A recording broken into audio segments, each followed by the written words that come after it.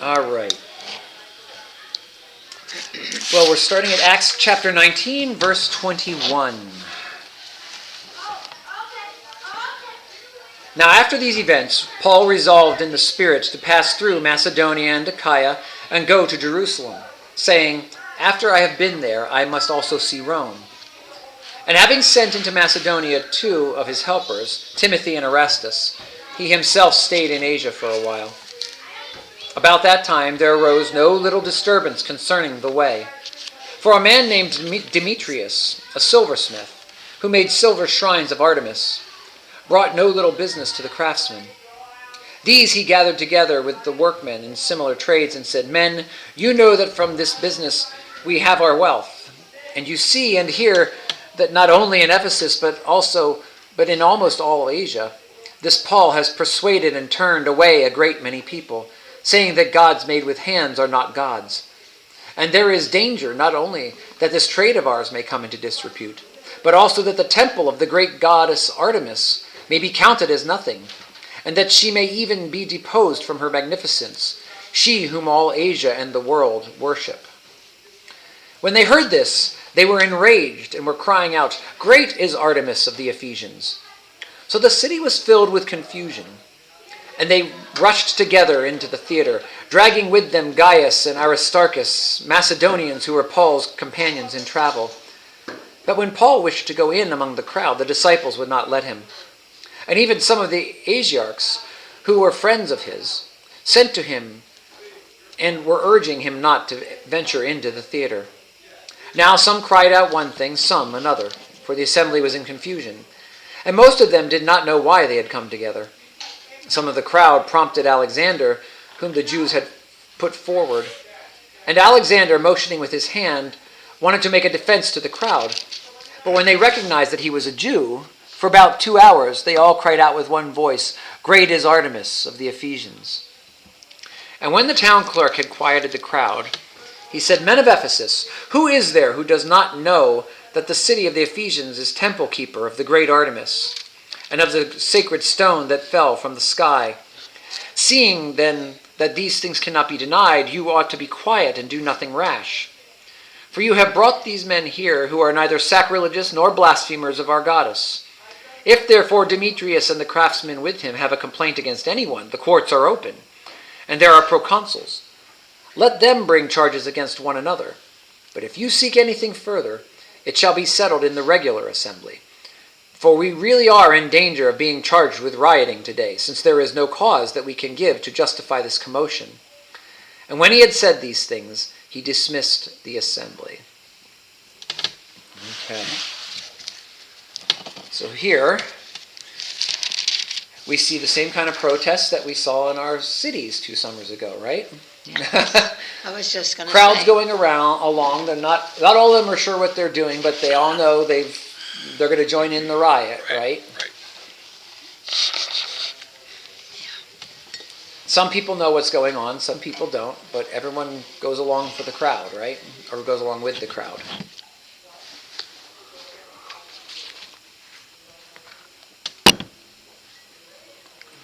Now, they're still using the phrase, or the terminology, "the way," here. Yes. So it's not called Christianity yet. The people who attend to the way are called Christians. But if you refer to the religion of the apostles at this stage, it's still going to be the way. They're calling them Christians, but they're not calling it Christianity or anything like that yet. Okay? If anything, there's probably, when it's amongst Jews, it probably has one name. Amongst Gentiles, it has another name, kind of thing. They believe Messiah has come. Amongst Gentiles, they're not going to really even know that nomenclature, right? And this is why they can say these are no blasphemers of Artemis, because they're not speaking directly against Artemis; they're speaking in favor of Christ. Who is the city clerk? I mean, is he a Jew or apparently not? No, he's probably Greek. Greek. Or, he's Gentile at least, of some sort. Okay. I shouldn't say Greek necessarily. He seems to be the smartest one there. Well, he's the one tasked with keeping order in the peace. town. Okay. So he's kind of like the mayor, right? So what he sees is a riot going on. Now when we think of theaters, what you should be thinking of is an amphitheater, right? When they talk about dragging them into the theater. So if you've seen pictures of these from the ancient world, right? That is a big open air kind of atmosphere, and the shape of an amphitheater is chosen because it amplifies sound, right? So that's going to make the chaos that much worse. But because the seats are set up in a kind of semi-round with a stage at the center, it gives them a place where everybody can see the action and they can drag these people up to the front, right?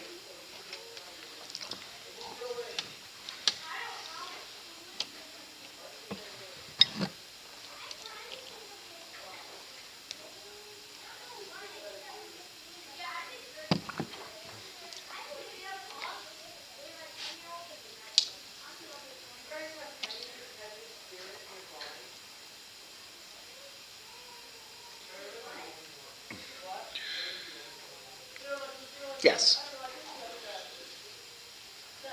Who is Artemis? Okay. I thought you might want to know some of this. We're going to get much more substantially into the language of the Council of the Gods when we do our Genesis study in the fall. But for now, we're going to get into this idea.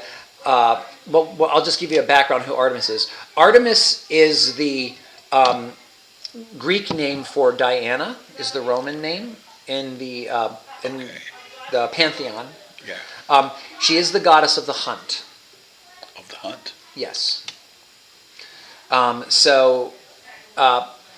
Hers is the central temple in Ephesus. Like every town is going to have temples to all these different gods, or many of the different gods. There's so many in the pantheons. No town has all of them practically, probably except Rome itself. But each town has a sponsoring god or goddess. Okay, and they get pride of place in that particular town. Most of us, no, I'm drawing a blank on the name. As soon as I went to say it, the Acropolis, right, in Greece, right? Well, that's dedicated to the goddess of wisdom, right? Different, like you'll see in Peter's, 2 Peter, I believe it is, in 2 Peter's epistle, he refers to a certain place as the throne of Satan. Well, what it was actually a place where Zeus was worshipped. Okay, what you have are the sense that the gods and goddesses, if they're the sponsor of your town, they're the protector of your town.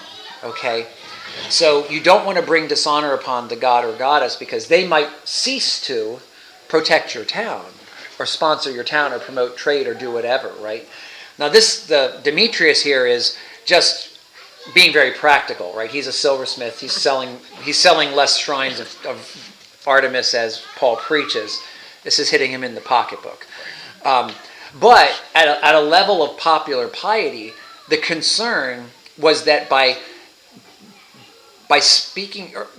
detracting from the worship of the central god of the city, you were endangering the city. So think about when COVID was at its height, the way people felt free to abuse people who wore their mask improperly, and behave in like in the grocery store in ways we wouldn't never think to behave to each other in normal times. That's the kind of panic they're triggering in this crowd.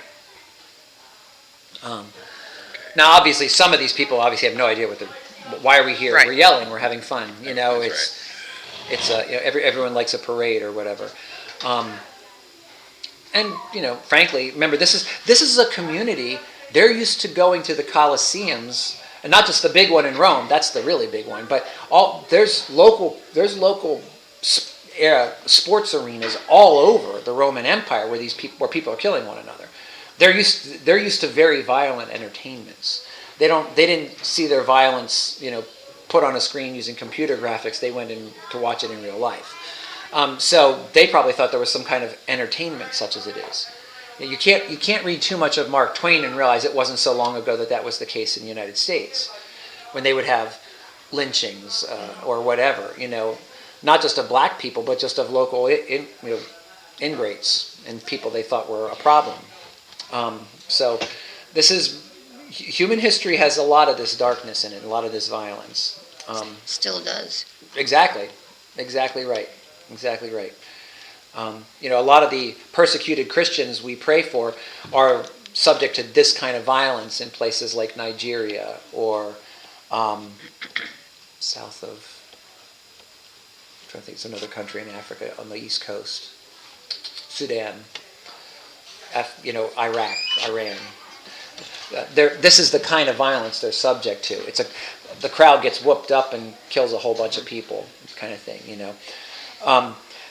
The one thing that's going to keep this from turning instantly violent is that they're not sure who is a Roman citizen and who's not. And to even whip a Roman citizen can get you killed. This is part of how Rome maintained control. Membership has its privileges. So you have to be sure that you're not picking on the wrong person. A slave you could pretty well treat the way you wanted to, but if you're not sure, these were free men who came to town. You better make sure that they're not citizens with citizens' rights before you do anything. So there's this, basically, can you imagine just this whooped up crowd going for almost 3 hours? It looks like here. You got at least 2 hours where they're shouting at them at Alexander because he's a Jew, right? Which is interesting because Alexander is a Greek name. It's not a Jewish name. Right. So for 2 hours they're having this chant. This is almost like when I go to a Penn State game and they're shouting, "We are Penn State!" Right? This is everyone's doing it in unison. It helps, and that's why they do it, right? You're trying to unify the hometown crowd before the game starts. So you've got your, what is it, the 11th man? Is that what it is? Yes. 12th man. 12th man. That's right, Yes. 12th man on the field, right. So that's what they're doing. And by promoting Artemis, of course, not only are they helping the city, but Demetrius and crowd are helping their trade. Right. Don't you want to leave here with a Penn State hat today,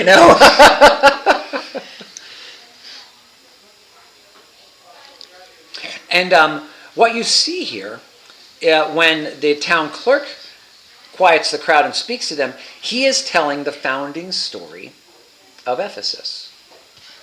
The stone that fell from the sky, and...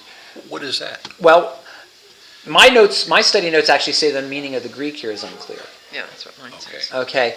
But what this probably refers to, most of us of our generation at least, are still well educated enough to know the founding of Rome with Romulus and Remus, and the wolf suckles the twins, and Romulus kills his brother Remus and all that stuff, right? That's the founding myth of Rome. This is the founding myth of Ephesus. Okay. And as you'll see, especially when we get into Genesis later in the fall, the Christians tell a very different story. St. Paul is not joking when he says that we know that all the gods of the pagans are demons. He means that quite literally. He doesn't mean we don't agree with them and we think they're bad. He means they're fallen angels. That they were given these cities to take care of by God, and that they rebelled against God and received the worship that was due to God for themselves, instead of acting as good administrators. Okay, this is a reference to Second Temple Judaism, which Paul came out of. This is how Second Temple Judaism understood, it's based on texts from the ancient world, both Christian or both Jewish and pagan sources that essentially agree on essentials, but disagree on the point of view. So that from a Jewish perspective, the pagan stories look like demonic propaganda, because they're telling the story that all the ancient stories tell of the noble son who rebelled against the father. So that's the story of Kronos and Zeus. Zeus is in charge of the Greek pantheon and the Roman as well. Oh no, it's Jupiter in Rome, because he imprisons Kronos, his father. This is the ancient story. Well, of course, that's supposed to be Satan and God. Only Satan tells the story like I won. I'm in hell because I meant to be. This is where I wanted to. I chose to be here. I rebelled against him. He was so tyrannical. He insisted that he was God. Kind of thing. So the Jews tell a very different story. So that's what's being referenced here. What's fascinating is the way he gets at this. He says, they're not sacrilegious or blasphemers of our goddess, right? Because they're not they're not actually going out and saying, you worship the wrong gods. They're telling the story of Jesus. So it's, in a way, it's a very positive message, right? If we go back to the way, assuming that Paul continues to present himself in relatively the same manner, to those who are, now remember, this is the difference between a pastor preaching or an evangelist preaching to the unconverted and writing to the church. So Paul can say, and will say later, we know that all the gods of the pagans are demons, but that's to people who've already become Christians. On the street, what is he preaching? Well, look, we can go back to the Areopagus. I see you're very pious, and you have a shrine to an unknown god. I will now tell you about them. So his message in public is not sort of turn or burn. It's let me tell you of the good news of Jesus Christ and what that God means. Once you've come to where your loyalty is to King Jesus now, well, now you're going to learn about why your loyalty can't be to other kings as well. Okay, so it's a journey that people are on spiritually, and it always is, right? Just like it is for us. We're deepening our faith by being here and learning more about what we believe. It's going to be the same thing for them in their world.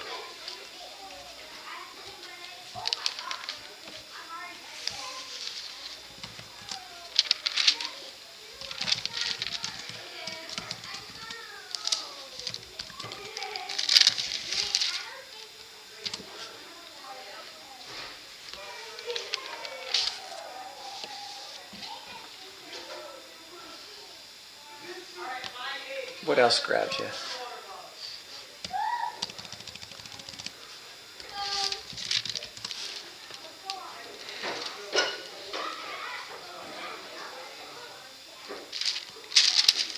And I had to look up my reference. It's 1 Corinthians 10:20 I was just referencing when I said Paul is talking about, he says the sacrifices. He's talking about sacrifices offered, because that's where you get meat from, right? That's sacrifices, or where most people in cities get their meat. We know that all the sacrifices are offered to demons, not to God. He's actually referencing Psalm 96:5. Okay.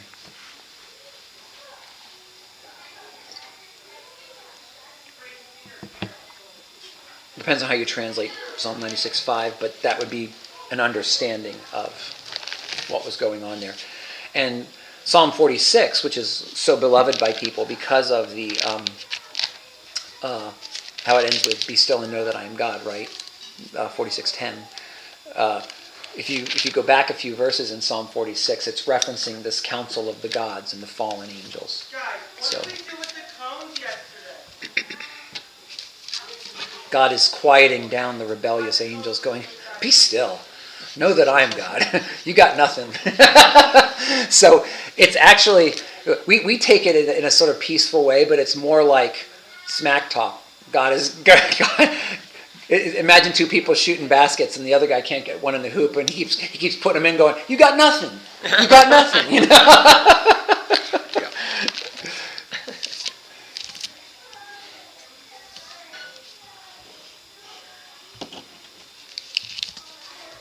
Anything else grab you?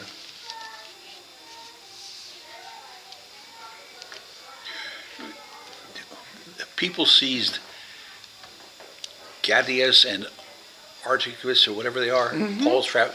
Why did they? Because they were the ones preaching. Remember, they went ahead of Paul. They went ahead of Paul. Yeah, that's why Paul wants to get into the assembly to defend them, and everyone's like, "No, you're going to get killed if you go in there." Exactly. When you look at the way Paul is just so politic, right? He's very polished. He always pulls his punches. He's really careful to make sure people aren't upset. Like when he writes to the church in Galatia and says, "You foolish Galatians," he's always very indirect. So they know if they send Paul in there, Paul is going to get himself killed. So his friends this is very much like Luther's friends kidnapping him and taking him to the castle at Wartburg and imprisoning him there for his own good. They're just not letting Paul get in the midst of this because he'll shoot his mouth off and get killed. They're trying not to let a bad situation get worse.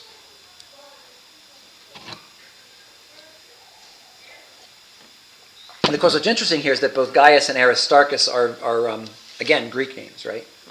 These are not Jewish names. Now, that doesn't necessarily mean that they're that they are not Jews, like Alexander is a Jew, clearly. Because, remember, there's all this whole, 2/3 of the world's Jews live in the diaspora, not in the Holy Land by this point, right? And also, you've got this guy named Alexander the Great who tromps through in the century before Jesus is born and Hellenizes the whole of especially the eastern half of the empire. Is very much, everything's Greek, which is why our Bibles are written in Greek. But remember, if you're a Jew trying to do business in that very Greek world, that Hellenized world, you might name your kids Greek names, even though you're Jewish. You might, the law doesn't specify how you name your kid. You may circumcise them and name them Alexander, so as long as they're not in a public bath where they're naked, no one can tell, right? So that would be many, and this is in the Holy Land. You see the tension there, and you see it in the Gospels between the phrase we would use in modern times would be gentrified. You've got gentrified Jews and observant Jews. This group has Jewish names, and they live as Jews. They live in the Jewish quarter of the town, and these ones are Jews too, but they live over amongst the Gentiles, and they're kind of collaborators. And so you see that tension in the Gospels constantly, and you'll see it even occasionally. You'll see it in reverse, where you see what they call the God-fearing Gentiles. They're worshiping in a Jewish synagogue, even though they're not ethnically Jewish and they're not circumcised. You can be not ethnically Semitic. You can become Jewish, but they don't take that final step. But they're still worshiping Yahweh. They're worshiping the God of the Jews. But they're outside the covenant community. So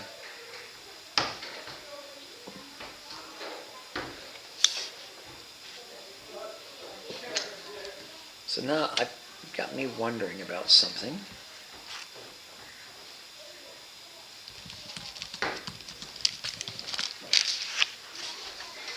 Here we are.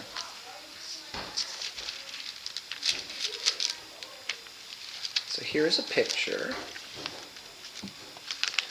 I apologize to the people online because it seems like when I move these cameras around. But that's what's left of the Temple of Artemis. This is the temple that they were talking about. That's there today yet? That's what's left of it today. That's what's left of it today.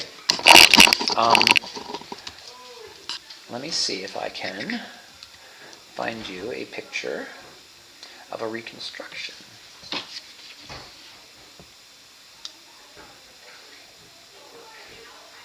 All these things you can do with the internet, you used to be able to do. Where is Ephesus? Ephesus? Ephesus, yes. Turkey. Turkey. Modern day Turkey, yep. Okay. So here's a model of the Temple of Ephesus. From the World History Encyclopedia. This is what it would have looked like in its heyday. Beautiful. Mm-hmm. Yeah. Yeah, Artemis or Diana was very much revered. She was a strong woman character, right? I mean, most of the goddesses, did their business by thwarting the plans of female women and seducing other gods, and occasionally the husbands of women. Artemis was a strong character, right? She was strong in her own way. So like all the newer Disney princesses don't have love interests like they did in the early movies, right? They're all supposed to be strong in their own sense. So Artemis was a very popular one, in not only among women but among men, because men did most of the hunting, right? So you needed to be friends with Artemis if you were going hunting. So she was a very popular goddess, and the central temple in any town got the most traffic because it was the patron god of that city. But Artemis probably got extra. Ephesus was a little bit bigger town than some of the other towns you see mentioned in the book of Revelation, which are nearby. So it probably got a little more attention than they did. So.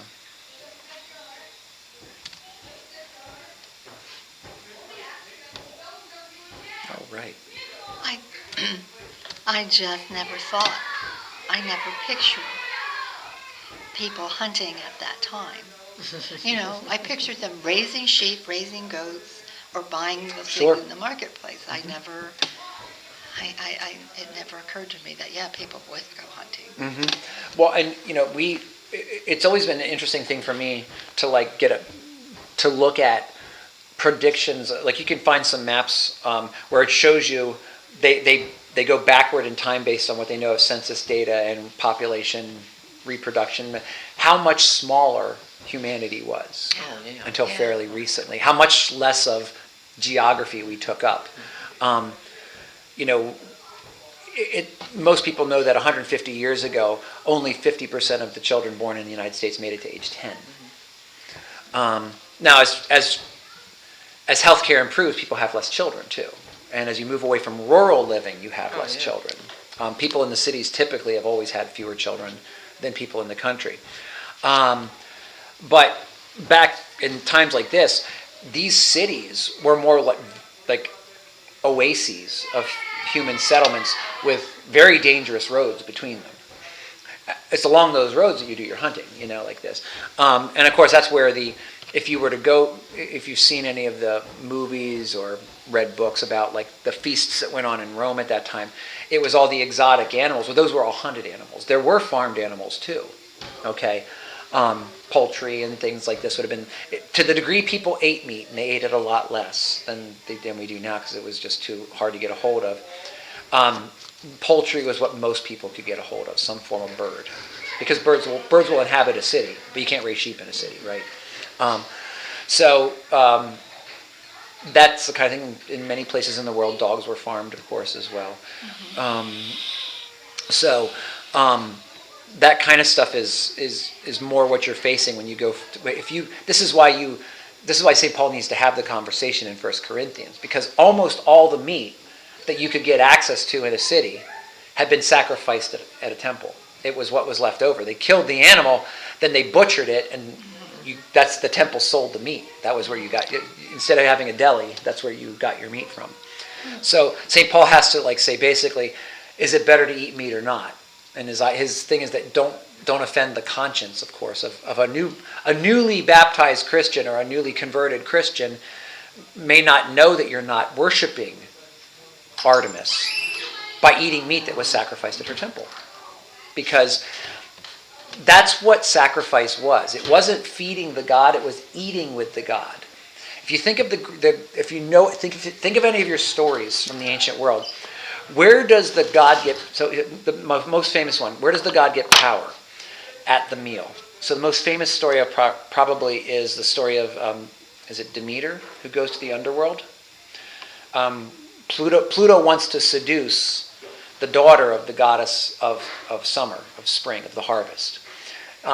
And so what he does is he invites her to dinner, and she eats half the pomegranate before mom finds out what's going on and interferes with the meal. Well, she's already given half of her life into the power of Pluto by eating with him.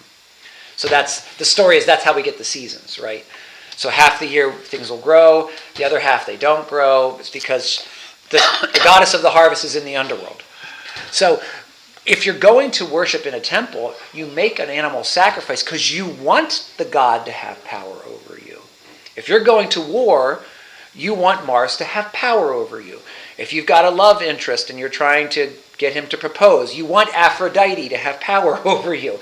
So you eat with your god in order to give the god power in your life. So St. Paul is saying, better to not eat meat than this new Christian think that you're still worshiping that bad god, okay? You don't want him to think you're worshiping a demon. He said, we know that those gods we know the meat's just meat. We get that. We're mature Christians. But you don't want an immature Christian to get the wrong idea. That's what the whole point of 1 Corinthians 10 is, okay? So when you say eat with the gods, yes. You mean taking the meat that was sacrificed there, yes. and take it to your home, or do you eat it there at the temple? Usually both. You could take stuff home with you to eat as well, but you usually ate some of it there in the ritual. And sometimes there were full feasts in the temple. Okay. That was like a church potluck. We all brought our animals to sacrifice, now we're all going to eat together. Okay? So yeah. Now, every time we have a potluck dinner here, That's what you're going to think about. Well, and that's what's so different about first Judaism and now Christianity. What's the story of the Jews? The seminal story of the Jews is the Exodus story. What happens in that story? God feeds them. They don't bring food to God. God brings food to them in the manna. And then in the Christian story, we bring wine and bread to church, but God feeds us. So it's the exact reversal of the pagan model. In the pagan model, I bring the food to share with the God so that he'll have power in my life. In the Christian and Jewish model, we come to worship and God feeds us that we may worship and love him. So it's an exact reversal.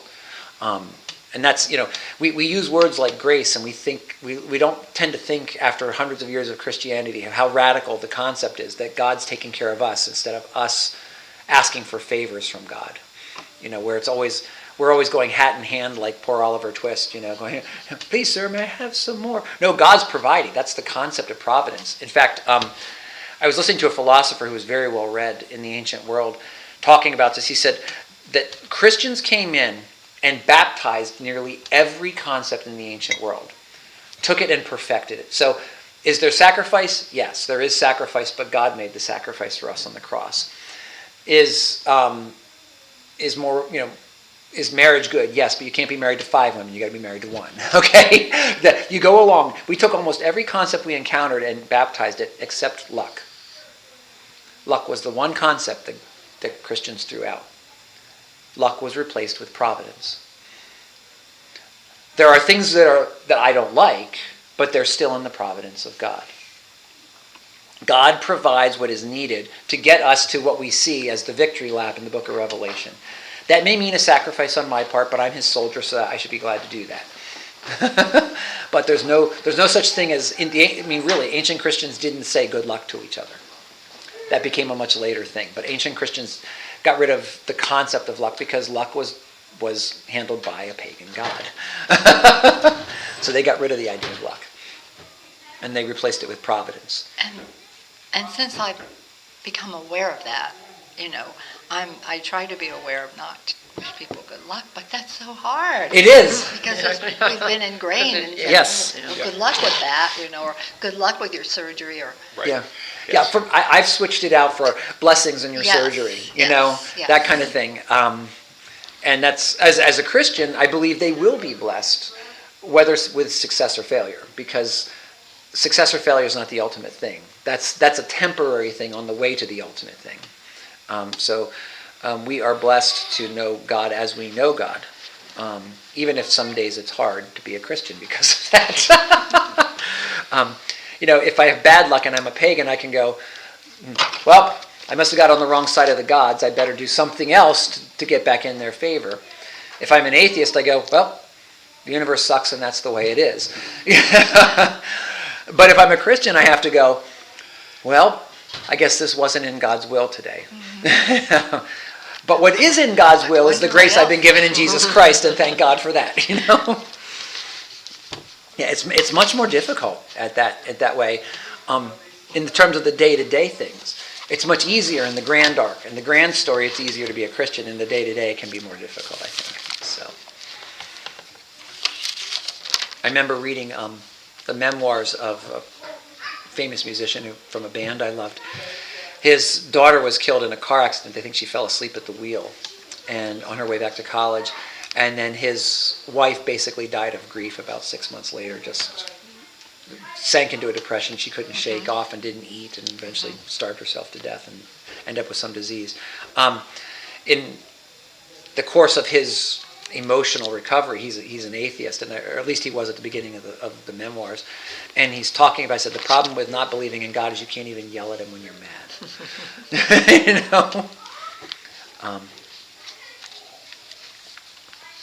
Yeah, I don't know where he ended his life. He died of brain cancer about 2 years ago himself, so I don't know where his journey led him at the end.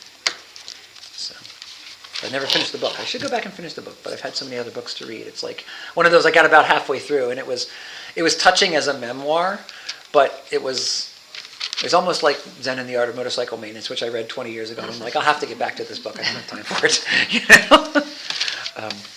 Amen. What's fascinating in that whole thing is he kept referring to his soul, even though he was an atheist. He kept referring to his soul. And I kept wondering what he meant by that. So maybe by the end of the book that became clear. Anything else about this story?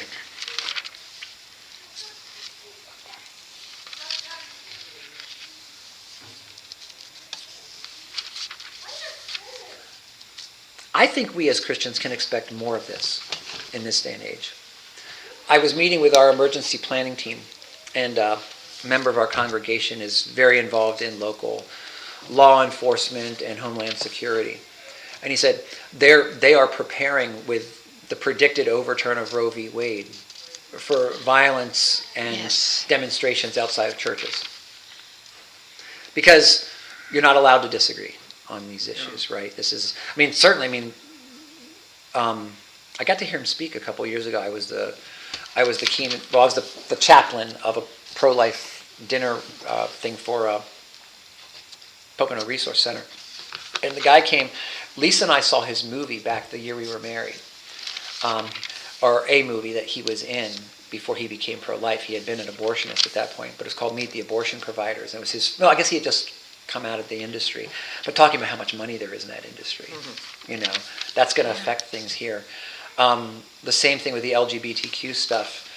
You're not going to be able to speak against it because not only is it that a segment of our population, a large segment of our population now thinks there's nothing wrong with it, it's also that there's tremendous money wrapped up in all of this, right? I mean, it's amazing to me that everywhere I go this month, there's a rainbow flag on everything, and stuff that has nothing to do with sex. Right. I go on not just social media. I have to work with. I've got some music software I have to work with. I go on there and it's all rainbow flags. You know, this is a Japanese company. This is not a big deal in Japan. This is an American company catering to its market, or the American branch of their company catering to its market. You know what I mean? No, I think Japan just came out with I just read it today. Mm-hmm. No same-sex marriage in Japan. Japan's very much opposed. Yeah. To same-sex marriage. Yeah, and in fact, what is referred to as critical theory, you've probably heard of it as critical race theory, but critical race theory is just a slice of it. Mm-hmm. They banned it from their university system, not just from their public school system, but from their university school system. So, yeah, they're looking at what's happening to us. Very much like China watched what happened to Russia and said, we don't want to go down like that. They're looking at us and saying, we don't want to go down like that. So, it's going to be interesting to watch how it all goes. So, I have a hard time understanding this whole thing. I mean, years ago, okay, I could understand more the need for abortion to a certain extent. But today, there are so many pills you can take before to prevent it. You can take afterwards in case of. What's the big deal? The big deal, I mean, I can only base it on what I've read of feminist theory that is so stridently about this, is that if women can't be interchangeable with men in terms of their ability to walk away from sex, then they can't be equal to men. And a woman always takes a greater risk because it's internal to a woman's body instead of external. Right. So it's backup birth control is what it comes to. But what's more alarming to me is that with Roe v. Wade being overturned, all that's going to do is kick it back to the states. Yes, to the states. So on a state-by-state basis, is that in preparation for that, the bill that's being passed in California right now, actually, they talk about perinatal abortion. Now, that language is very important. It means you can kill the child up to 4 weeks after birth. 4 weeks Yes, after the child birth. can be After born. birth. Yes. Yeah, but it's Princeton, right across the. Peter Singer is the head of the philosophy and ethics department at Princeton. This old Presbyterian school. He's been advocating for that for 20 years.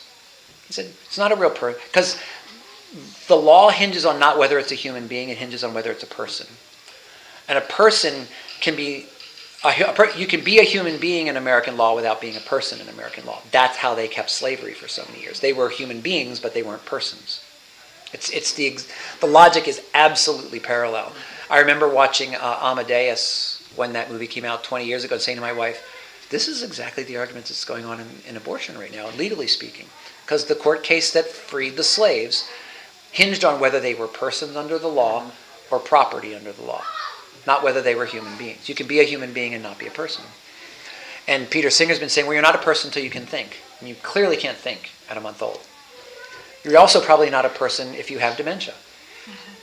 So attaching personhood to the ability to reason, doesn't that sound like something a philosopher would do? Like, this is the critical faculty is how well you can think. That sounds like something a philosopher would come up with.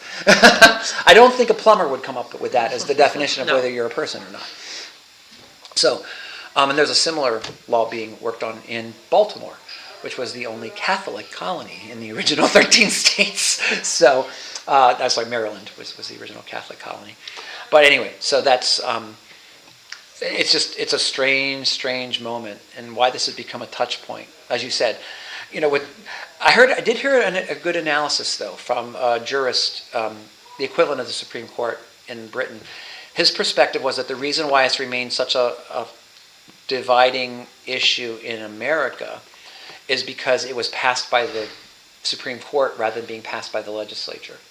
In Europe, there's still pro-life groups, but in Europe, abortion's legal in every country but one, but only up to 3 months. In almost every country, after you better make your decision by 12 weeks or you're done.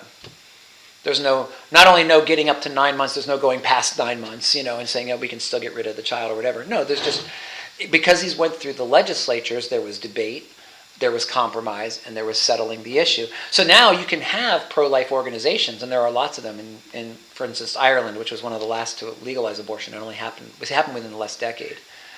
So there's very active pro-life groups that will counsel and try to help a woman bring the baby to term and find an adoption agency to work with or whatever if they don't want the child. But it doesn't go to violence because it was settled by the legislature. And if you want it changed, you go back to the legislature. But because it was changed by fiat in American politics, that polarized the populace. There was no compromise from the very beginning. So it was an interesting analysis. I thought it was the best analysis I've heard of why it's a lively issue in America, but not in Australia, not in England, not in France, not in Germany. Why? We're all relatively Western cultures. So yeah. There's a lot of money being made. They sell baby parts. Oh yes. That's sickening. Yeah, it is. You're right. There's a lot of money being made in that. It's a new form of slavery in the 21st century. So, slavery is alive and well for older people. That's mostly sexual slavery, unfortunately. But then, for children, that's mostly where it goes. This is why the human trafficking is a big issue for Bethany, and persecuted church is a big issue for me, and we keep bringing that up to the church. In fact, for your prayer life, next Wednesday, June 29th, is the International Day of the Christian Martyr. So we remember our persecuted brethren. So it's like Memorial Day for Christians. Is the 29th of June. So we'll be praying at Vespers that night. It's amazing to think this country was founded on religious freedom and God and all that, and how far we've come. Yeah. Well, anti-establishment gone, has... I should say, rather than come. Right, yeah. Well, anti-establishment originally meant we all had to be tolerant in the public space. We all had different religious beliefs. And remember, that was a time when Presbyterians and Catholics might duke it out at the local bar, if not kill each other in the 100 Years' War, right? We all had to be tolerant in the public space, but through a progression of court cases, it became, well, I have a right to not know what your religion is anymore, and I have a right for you not to pray in front of me. Well, that's silly. That's the opposite of the tolerance it was meant to engender. The late John Richard Newhouse, who was for years and years ran Lutheran Forum as a magazine. He was the editor before he started First Things. He referred to it as the difference between the public square, where there's no establishment of religion, but there's no absence of religion either, and the naked public square, which is where there's no presence of religion at all. So not only, in the dreams of many secularists, there's not only no temple of Artemis at the center of the city, but there's no Paul preaching on the corner either. We want a religious free zone, which is silly because just nature hates a vacuum and something else rushes in to fill it. There's plenty of people. In fact, there's plenty of gay rights or gay commentators now who are commenting on how, especially during Pride Month, you're seeing these editorials that LGBTQ has become a religion for many people. Oh, yeah. That they Definitely. they have their catechism, they have their heresies, things you're not allowed to say, and things like this. So they're just. In fact, it was interesting. Just read an editorial by the guy who rebooted the. Do you guys know what Doctor Who is? It's the longest running television show in the world. Actually, it goes back to the '60s. He rebooted Doctor Who on the BBC, and he's a screaming atheist. It's all over the more modern Doctor Who stuff. But he basically said, the stuff I'm reading during Pride Month, and he may even be a gay man. I'm not positive about that.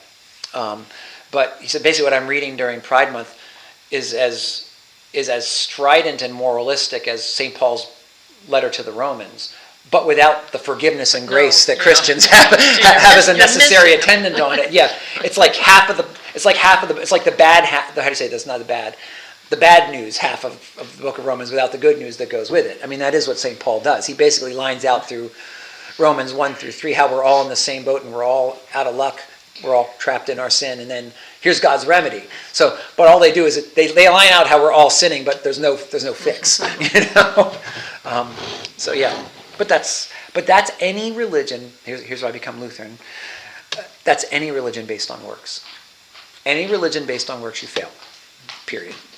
It doesn't matter whether it's Islam or ancient paganism or modern secular humanism. If it's all based on your works to be a good person, you fail.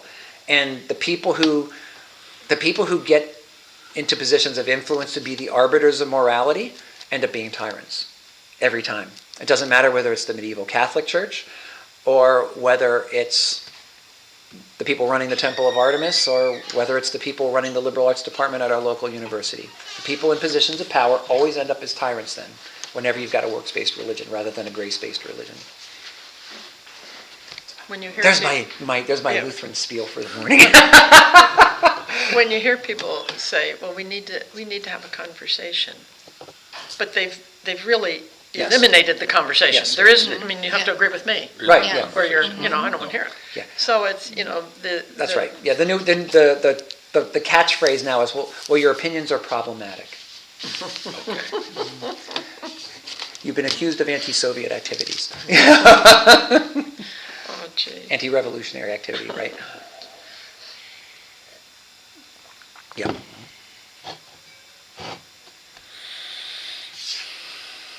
It makes one glad that they're 73 years old. Yeah. I was just thinking The the same same. thing. I'm glad I'm It makes it 80 hard when your son's getting ready to go off to Yes. college. Yes. Exactly. Yeah, my And your worry daughter. is my children and my grandchildren. Yes. Is my worry. The best thing you can do is, it's interesting, I just got reconnected with a kid I had in youth ministry back in the early 2010s at my church in the Poconos. And I know she went a little out into the outer space when she went off to college, but she has returned with a vengeance to her faith. And it's lovely because just talking with her, I could hear the peace in her voice. Mm-hmm. I could hear her, and when I mentioned, she contacted me because she's like, it's just great to see that you're at a good church and that you're able to preach. And I said, well, so where are you worshiping now? Because she's back in this area. And this church in New Jersey. And I said, well, you decided not to go to Christ Hamilton? She just was quiet for a minute. I said, well, they're not really respecting the authority of Scripture. And she says, yeah, that's the big issue.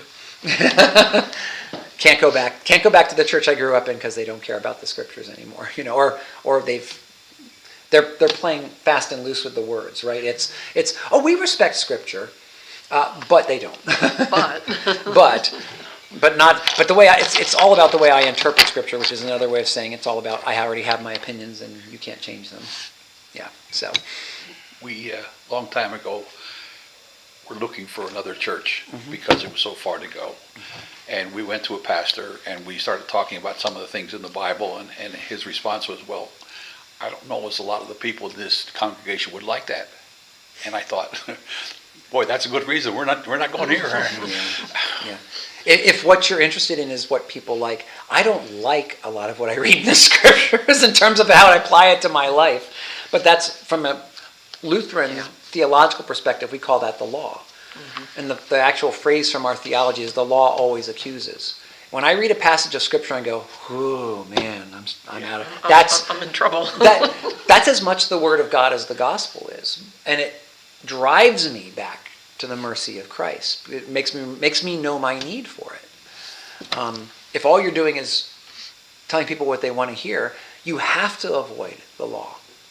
You have to avoid the parts of Scripture where God challenges us.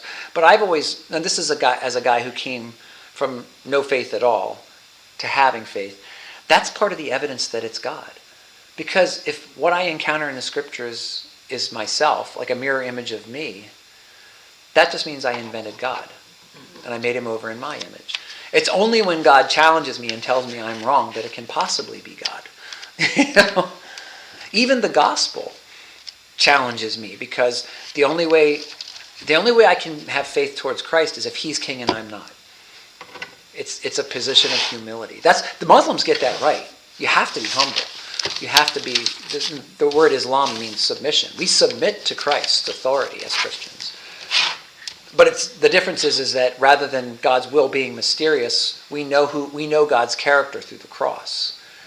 We do submit to God, though.